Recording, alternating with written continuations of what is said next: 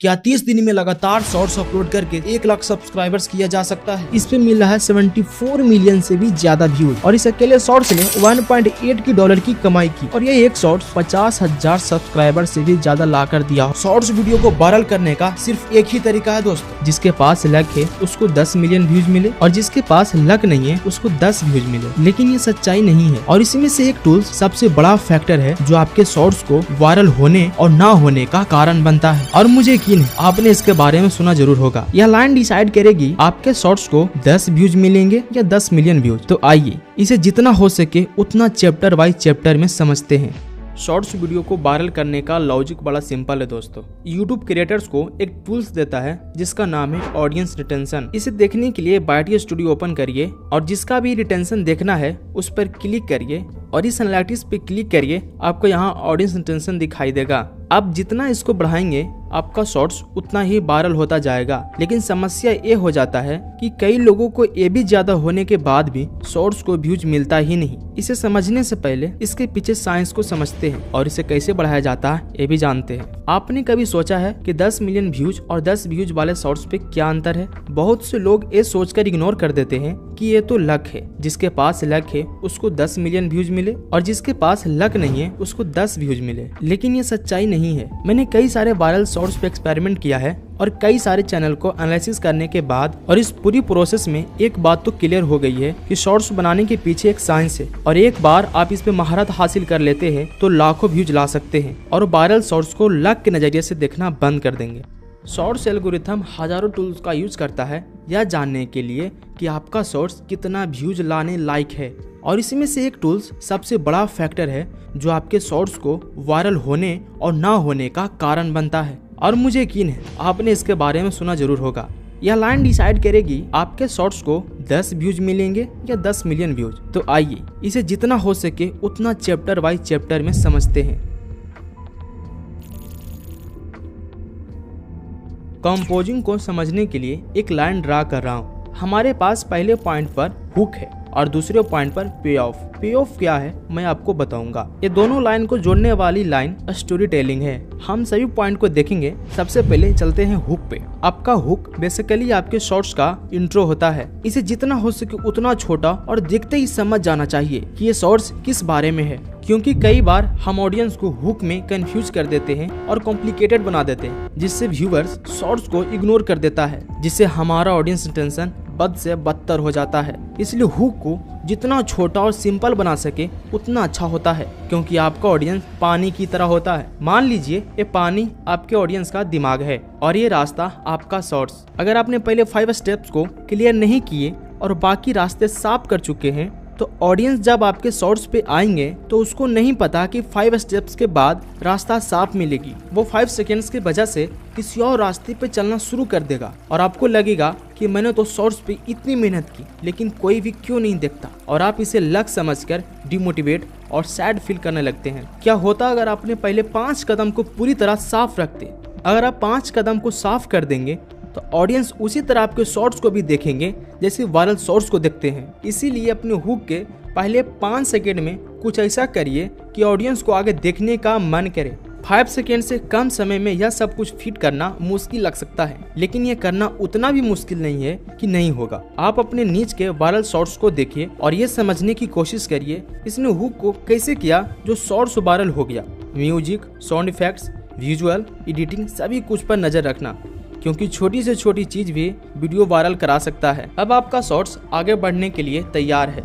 आप हुक के जरिए 5 सेकंड तो रोक लेंगे, लेकिन अगर हमने अंत तक प्लानिंग नहीं करेंगे तो वह पे ऑफ तक पहुंचने से पहले ही हमसे दूर चले जाएंगे। इसीलिए कहानी के जरिए उसे अंत तक रोक के रखना बहुत जरूरी है। यह पार्ट काफी इंटरेस्टिंग है क्योंकि आप स्टोरी टेलिंग का उपयोग कैसे करते हैं यह आपके नीच पे काफी डिपेंड करता है। अगर आपका नीच इस टाइप का है जिसमें आप वॉइस ओवर और अपना या स्टॉक फुटेज का इस्तेमाल से शॉर्ट्स क्रिएट करते हैं, क्योंकि इस टाइप का शॉर्ट्स काफी सारे कैटेगरी वाले सेम तरीके से क्रिएट करते हैं, जैसे facts, mini blog, gaming, tech, faceless, ऐसे बहुत सारे चैनल हैं जो इसी तरह से शॉर्ट क्रिएट करते हैं। अगर आप इस तरह का शॉर्ट्स क्रिएट करते हैं तो आप अपने स्क्रिप्ट में सस्पेंसफुल वर्ड का यूज करें, जैसे लेकिन, हालांकि, चौंका देगा और रुको, बताता हूँ, क्योंकि, ये सभी सस्पेंसफुल वर्ड्स है और इसका इस्तेमाल इसलिए करना क्योंकि यह लोगों को रोक कर रखता है कि आगे आप क्या कहने वाले हैं। ऐसे ही 100 वर्ड्स का PDF डिस्क्रिप्शन में लिंक दे दूंगा, आप डाउनलोड कर लेना। अगर आप फेसलेस शॉर्ट्स क्रिएट करते हैं तो आप स्टोरी टेलिंग पे ज्यादा ध्यान दीजिए। अगर आपको स्टोरी टेलिंग में महारत हासिल करनी है तो आप अपने नीच के वायरल शॉर्ट्स को डेली 1 घंटा एनालिसिस करिए कि किस सिचुएशन में क्या बोल रहा है और कैसे बोल रहा है। अगर आप ये डेली करते हैं लगातार 30 दिन तक तो आप किसी भी ऑडियंस को अपने शॉर्ट्स पे रोक सकते हैं। हमने स्टोरी टेलिंग और हुक को ठीक कर लिया है तो आइए पे ऑफ की ओर बढ़ते हैं। याद है मैंने आपको स्टार्टिंग में बोला था कि 30 दिन में 1 लाख सब्सक्राइबर्स पूरा करना पॉसिबल है, तो ये पॉसिबल पे ऑफ के जरिए ही किया जाता है। पे ऑफ का मतलब होता है रिवॉर्ड या बेनिफिट। जिसे देखिए आप ऑडियंस को हुक करने के लिए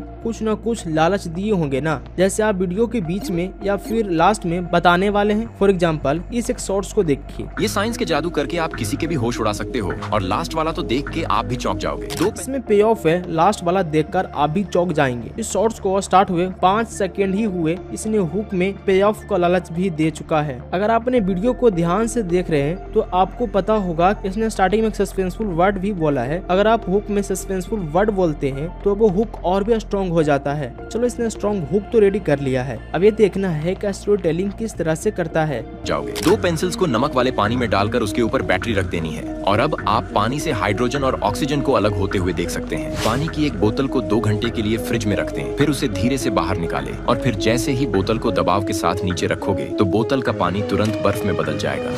इसने नो बकवास स्टोरी टेलिंग की है जो ऑडियंस को बिल्कुल पसंद आएगी। इसने हुक अच्छे से किया और इसने स्टोरी टेलिंग भी बहुत अच्छे से किया है। अब देखते हैं क्या ये पे ऑफ यानी इसने जो वादा किया है स्टार्टिंग में पूरा कर पाएगा।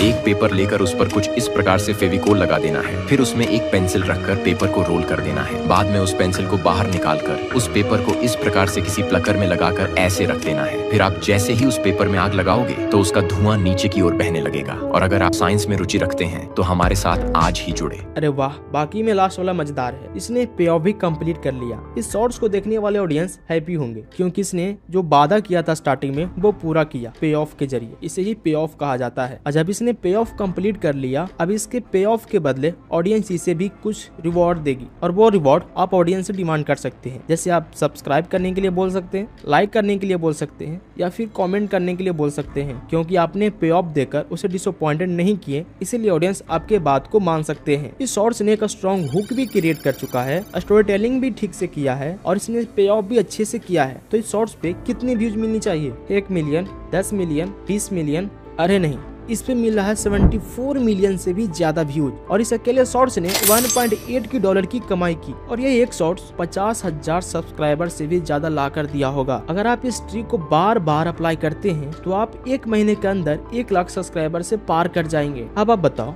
ये लक है या फिर साइंस? अब मैं आपको वो तरीका सिखाने वाला हूँ जो बहुत आसान है और आपके लिए 1 महीने में 1 लाख सब्सक्राइबर्स दिलाने में और भी हेल्प करेगा। ठीक है, शॉर्ट्स पे व्यूज लाने का ये थोड़ा अनएथिकल तरीका है, लेकिन ये बहुत अच्छे से काम करता है। हर दिन यूट्यूब पे हजारों शॉर्ट्स पब्लिश होता है जिसमें 90% शॉर्ट्स फेल हो जाती है और 10% शॉर्ट्स वायरल हो जाती है। तो अगर हमें 10% में जगह बनानी है तो आपको शॉर्ट्स एल्गोरिथम को बहुत अच्छे से समझने की आवश्यकता है। एल्गोरिथम क्या है इसे जानने के लिए महीनों का एक्सपीरियंस चाहिए, लेकिन यहीं पे न्यू क्रिएटर्स बिना एल्गोरिथम के समझे शॉर्ट्स अपलोड करते हैं तो वे 90% वाले शॉर्ट्स में फंस जाते हैं क्योंकि उनको कुछ आइडिया नहीं होता है कि कौन सा शॉर्ट्स चलेगा और कौन सा नहीं। इसीलिए न्यू क्रिएटर को अगर फास्ट ट्रैक से टॉप 10 में पहुंचना है बिना एल्गोरिथम एक्सपीरियंस के तो आप ये कर सकते हैं। सबसे पहले अपना चैनल क्रिएट करिए, अपना नीच डिसाइड कर लीजिए, अपने नीच के जितना हो सके उतना क्रिएटर्स को फाइंड कर लीजिए और कम से कम 1 लाख से ज्यादा सब्सक्राइबर्स वाले चैनल को सब्सक्राइब कर लीजिए और 1 लाख से कम सब्सक्राइबर्स वाले चैनल को सब्सक्राइब कर लीजिए। और हाँ, आप उसी चैनल से सब्सक्राइब करना जिस पे आप शॉर्ट्स अपलोड करेंगे। अगर आप इतना कर लेते हैं तो आगे का प्रोसेस शुरू करते हैं। अब आपको आराम से बैठकर इन सभी चैनल को बारी बारी से देखना है कि इन सभी चैनल पे कौन सा शॉर्ट्स अच्छा व्यूज ला रहा है। ध्यान रहे लेटेस्ट शॉर्ट्स को ही देखना, जिसके शॉर्ट्स पे सब्सक्राइबर से ज्यादा व्यूज मिले उसे सेव कर लेना। सभी चैनल्स को देखने के बाद आप डिसाइड करिए कि कौन सा शॉर्ट्स अच्छा है, आप ये आसानी से कर लेंगे। अगर आपको वायरल शॉर्ट्स मिल जाए तो आप उस शॉर्ट्स को अपने चैनल के लिए रीजनरेट करिए। सबसे पहले स्क्रिप्ट को चेंज करिए। अगर आप स्क्रिप्ट को ज्यादा चेंज नहीं कर पा रहे हैं तो कोई बात नहीं, स्क्रिप्ट से कॉपीराइट नहीं आएगा। अब आप ये देखिए कि इसने एडिट कैसे किया है और कौन सा वीडियोज यूज कर रहा है और कौन सा इमेज यूज किया है। अगर आप कुछ चीजें बदल सकते हैं तो जरूर बदल दीजिए। और हाँ, आप एडिटिंग अपने स्टाइल में कीजिए। चलिए एक एग्जांपल देखते हैं। आप इस शॉर्ट्स को देखिए और आप इस शॉर्ट्स को भी देखना। मैं आपको जो बताना चाह रहा हूँ वो दोनों शॉर्ट्स को देखने के बाद आप समझ जाएंगे।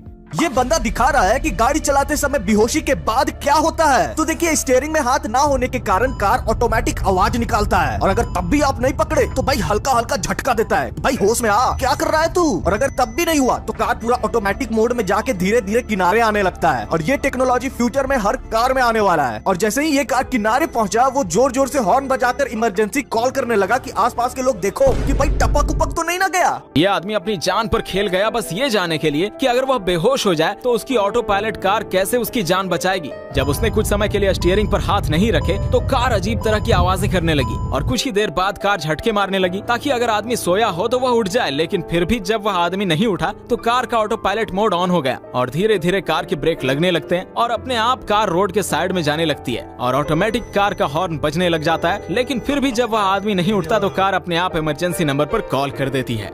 ये दोनों ऑलमोस्ट सेम है, लेकिन आपने एक चीज नोटिस किया है, इसने स्क्रिप्टिंग में थोड़ी बहुत चेंज किया है और एडिटिंग में एक थोड़ा सा इफेक्ट लगाया जिसको बोलते हैं मिरर इफेक्ट। इसने सिर्फ मिरर इफेक्ट लगा दिया। इसने स्क्रिप्टिंग में थोड़ी बहुत चेंज किया है और एडिटिंग थोड़ी बहुत किया है। अब देखते हैं कि ट्रिक काम करता है या नहीं। क्या आप गेस कर सकते हैं दोनों शॉर्ट्स पे कितना कितना व्यूज मिला होगा?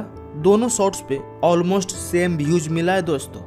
21 मिलियन से भी ज्यादा इस शॉर्ट्स पर भी और 21 मिलियन से भी ज्यादा इस शॉर्ट्स पर भी, इन दोनों पे लगभग सेम व्यूज है दोस्तों। अब आप बोलेंगे ऐसा कैसे हो सकता है, तो मैं आपको इसके पीछे का साइंस भी बता दूंगा। तो अब आप बताओ ये ट्रिक काम करता है या नहीं। अगर आप इस तरह करेंगे तो आपको मेहनत भी कम लगेगा और आपका चैनल भी मोनेटाइज हो जाएगी और कॉपीराइट का कोई टेंशन नहीं रहेगा। अब आपको इसके पीछे का साइंस बता देता हूँ जिससे आप पूरी तरह समझ जाएंगे।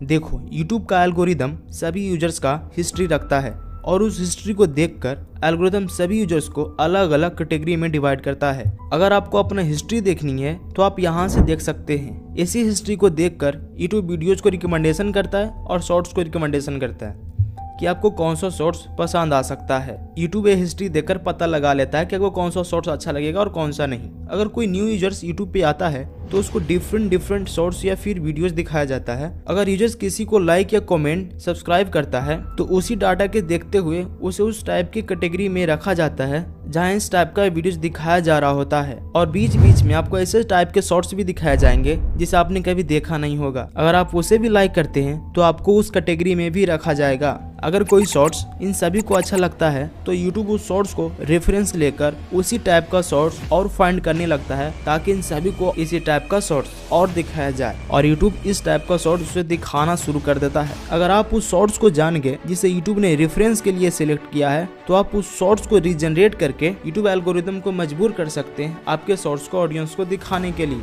और आपके शॉर्ट्स को उसी ऑडियंस को दिखाया जाएगा जिसे आप दिखाना चाहते हैं। इसलिए मैंने आपको बोला था कि आप सभी चैनल को देखिए और जिस पे ज़्यादा व्यूज आ रहा उसको रखिए, क्योंकि रेफरेंस में यूट्यूब उसी शॉर्ट्स को रखता है जिस पर ज़्यादा व्यूज आ रहा होता है। और ये था यूट्यूब एल्गोरिथम के पीछे का सच्चाई। मेरे पास ऐसे कई सारे टॉपिक है जिसे मैं आपको बताना चाहता हूँ। अगर आपने इसे ध्यान से समझा तो डेफिनेटली आप 2025 में अच्छा करने वाले हैं। और हाँ, मैं अभी भी कंफ्यूज में हूँ कि ये वीडियो आपको समझ में आया है फिर नहीं। अगर आप इस वीडियो को पूरी तरह समझ गए तो आपको मेरे तरफ से पे ऑफ मिल गया होगा। अगर मिल गया हो तो आप मेरा भी पे ऑफ दे देना अगर मैं इसके लायक हूँ तो। और हाँ, इसका पार्ट 2 भी चाहिए तो आप बता देना, मैं इसका पार्ट 2 भी क्रिएट कर दूंगा। तब तक आप ये वीडियो देख लीजिए।